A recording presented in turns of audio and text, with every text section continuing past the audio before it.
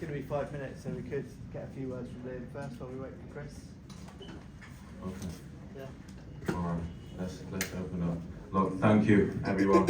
Another incredible night at the Manchester Arena. Thank you to Liam Smith for giving us two of the best nights that we've had. Incredible. I think everyone knows that wasn't the Liam Smith we know. He had a really tough preparation, but he didn't want to let anyone down, not making any excuses, but I know how hard it's been. He'll be gutted tonight. But yeah, I want to say thank you from boxing and the fans and the media for giving us two unbelievable nights. Questions for Liam? Hey, Liam, Radio Row. Hey, it didn't look like you could get off really at all tonight. Why was that? Exactly what you just said, to be fair, Raheem. I just couldn't get off. I feel the weight cuts just took a toll on me, I think, from the minute the back injury to the minute the rescheduled date. It was a race against time. From our point of view, the deadline, Chris maybe would have walked away from the rematch. So it was always a race against time anyway, and I feel it just obviously played its part. You didn't have to be a genius to see I was flat from 40 seconds into the fight, you know what I mean? So I just couldn't get going. I feel the weight killed me. Had you rolled your ankle later in the fight? Yeah, I rolled it in about 2 or 3, I think, yeah, but I say it was even the ankle part too. I've done that before in fights. It was more just like being flat. That killed me. When did the injury stop? Was it a recurring injury, the back injury? The which rate? The injury you were talking about, was it just a back injury from before? Or Yeah, no, the back. I mean, from the weight from the back injury last time to when I go with the back injury, you know, I cut 42 pounds. I feel it just played took a toll on my body in this last week. Liam, were you surprised that Chris Eubank, how did he approach this fight any different than the first fight? No, it was just like I said before. That's what frustrated me because it looked like Chris was great, and it was like Chris was exactly the start of that fight, exactly how we started the last fight, but then got more confident because he was not being countered and not being, you know, the counter I was trying to throw was miles away, too slow, going over the top of his head. Liam, So he got more confident, you know what I mean? And obviously, you can keep throwing, if nothing's coming back, you can throw and throw and throw. So that's why I feel like Chris got confidence, because he knew nothing was really coming back. I just didn't have it in me to counter. So, you know, someone's not countering you, or throwing back, or even throwing when you throw, you get more confidence, so you get more and more shots go. But I feel he started the fight exactly how he started. obviously there was a little excuse when it was obviously you've got now the ankle. Well, I don't know you wouldn't use that as an excuse, but will this open up for a challenging fight between the two? No, it's definitely not an excuse. My ankle, like I said, I've done my ankle before in fights, definitely not an excuse, so don't run with that one. And no, as I said before, just flat from the get-go. Chris was sharp from the get-go. Chris is night tonight. I won't make no excuses like blaming no ankles. But yeah, it's 1-1 now, so we'll see what happens next. Liam, did you feel any pressure going into the fight with Chris? Pressure is in what? What type of pressure?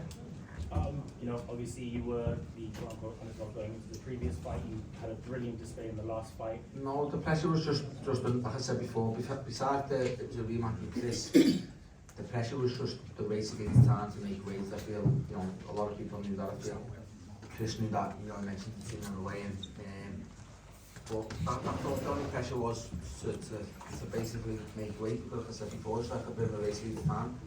That's the only pressure. Besides, regarding the fight, it was just a fight that I had to win on the path towards the rest of my year. What do you want to do next, Liam? I know it's just happened, but what's your kind of... Yeah, obviously I'll sit down, obviously I'll have to go over this and see what's next. Obviously, as I said before, it's 1-1. I think it didn't take a genius to see how I performed in that fight. So, you know, we'll see what's next. Obviously, as I said before, 1-1. That doesn't settle nothing for me. Were there any adjustments in the corner that they were telling you to try to make? Was there anything you were trying to do? Pretty sure what they did. They were telling me everything, but when you know, I couldn't push away or I couldn't push in, I didn't have the legs to do it. So, you know, like I said before, that's what is frustrating me a little bit, because I've got Joseph, I've got Declan, I've got Paul screaming at me to do things, and I just couldn't do it. I was just flat. How far out, Liam? How long ago did you know that this was a real problem and you were going to come into this trouble? I'm not sure, I can't really put my finger on it now, but I think from the rescheduled date it was always going to be a push. 42 pounds, a lot of weight.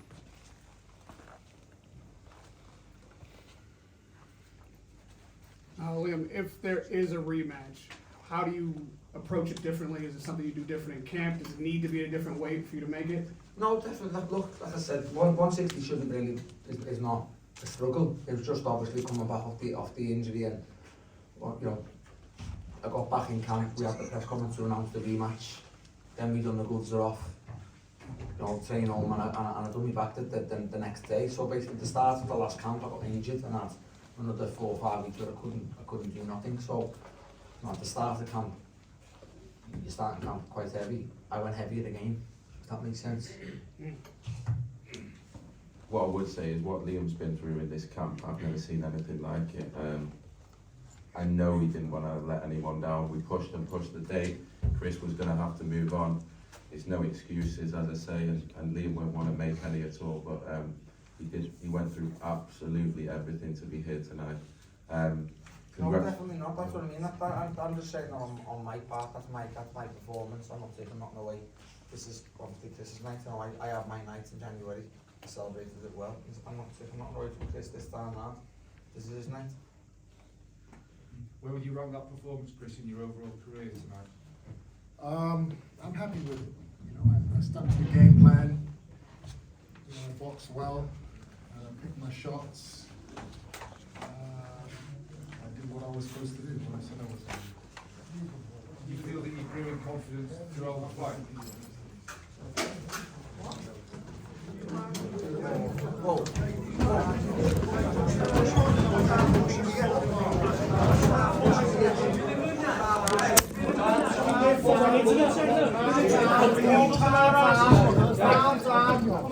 We're fucking idiots. With all cans, run around like fucking rugby players.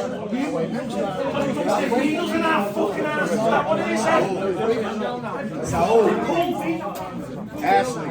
Don't fucking stand. Run around sticking your fucking chest out. We run over like a fucking rugby player. We're not fucking idiots, okay?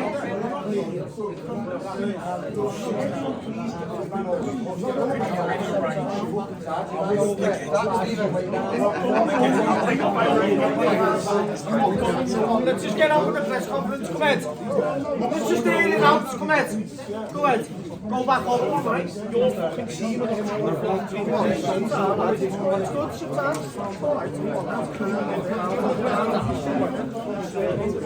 come on, lads.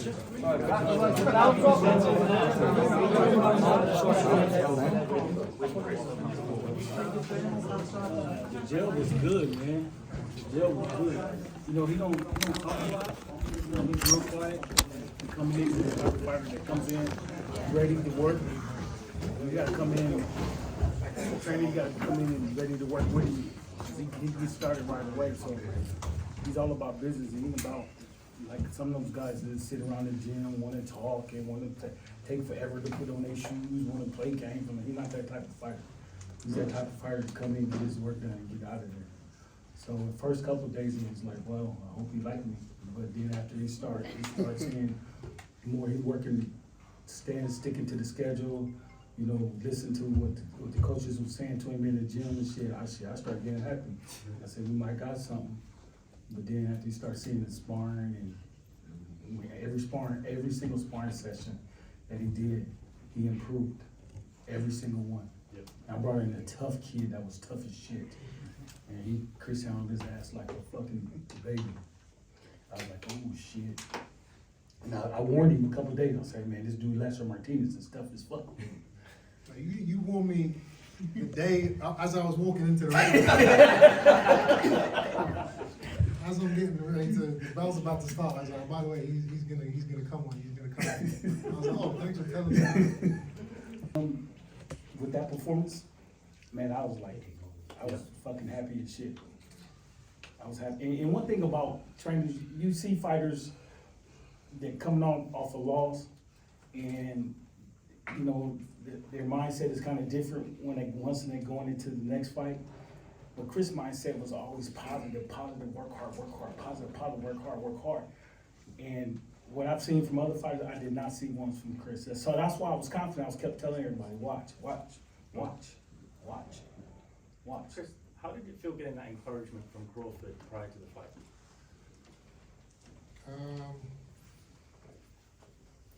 Yeah, listen, Crawford is the man right now. So having him and his team supporting is, it's definitely good. How does winning a rematch compared to just winning a big fight, Chris? I had to fight some demons. There was a lot of things to prove. People saying I'm shot, people saying I don't have it anymore, I'm too old. Chin punch resistance is gone. All these things I'm seeing, and I had to live with that for six months, knowing that it wasn't true. So yeah, that was tough. This is the first time I've ever been in a rematch before. But like I said, I enjoy new challenges. I rise to the occasion when I have to.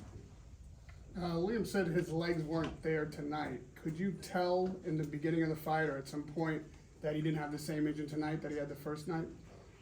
I think after the first knockdown, I don't know, the third or the fourth round, I think after that that kind of took the sails out, the wind out of his sails, and then I kind of dominated from there. Yeah. Was there anything in the game plan that wasn't working for you tonight? It seemed like everything you were trying was successful. Yeah, I mean, box smart. Pick your shots. I was surprised that I hit him with a flurry of punches. I don't know what round it was, and I was like, okay, I don't know. I probably punched for like 20 seconds, and he was still standing. I was like, wow, yeah, this guy's tough. This is going to be a tough cookie to crack. I'm going to crack it, but this boy is tough. So you had him on the ropes a couple times doing a flurry of punches, and he was able to slip them. What were you thinking at that time? Crafty old fox. Crafty, I said that before the fight. I know this guy, listen, he's a veteran. He's been there, he's been through it, he's done it. This is what we do, What did you two, I know you went over to the corner, what did you two talk about after that? Because the first one was obviously got a little bit tasty, but this has been a really respectful fight, and then you went to chat with him. Come on, just listen, you're a warrior. He didn't give up, he didn't look for a way out like so many other fighters are doing these days. People are getting hurt, people are getting caught or dropped, and then they're looking for the towel.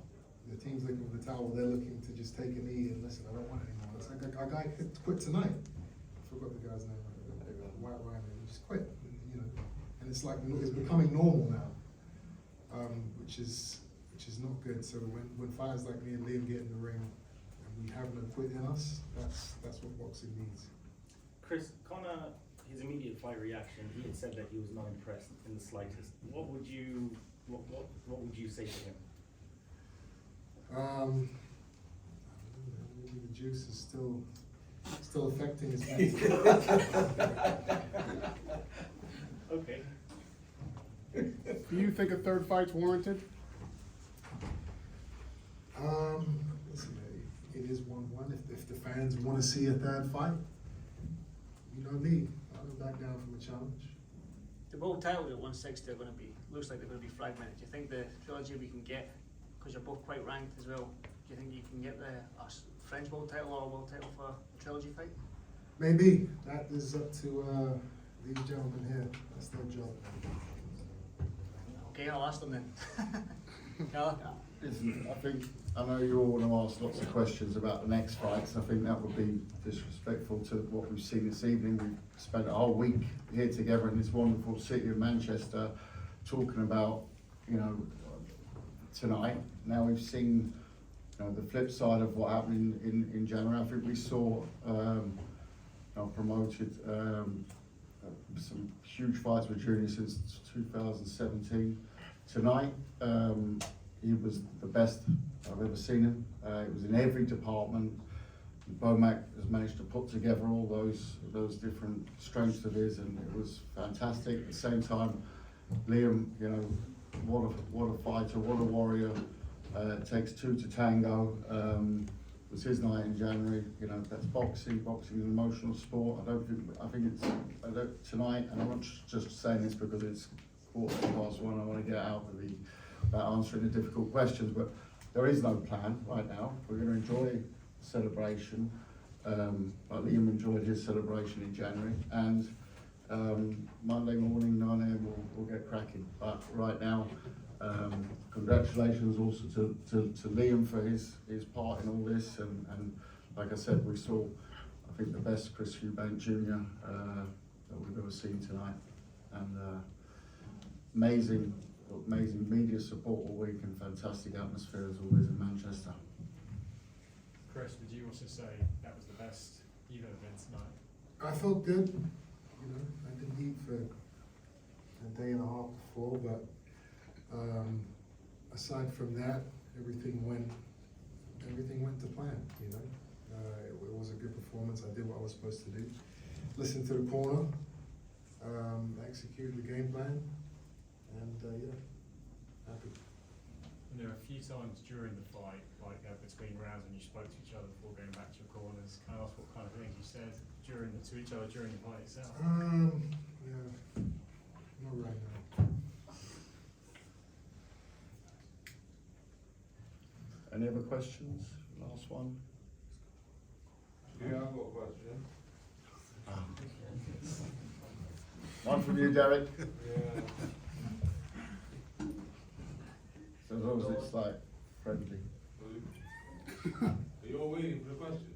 Yes. You asked the question, so here's your plan. Yeah. Believe me. Delicious TV. Delicious TV. Come on, baby, you got the best questions. Right, no questions. It's 1:15. We're done. Thank you very much.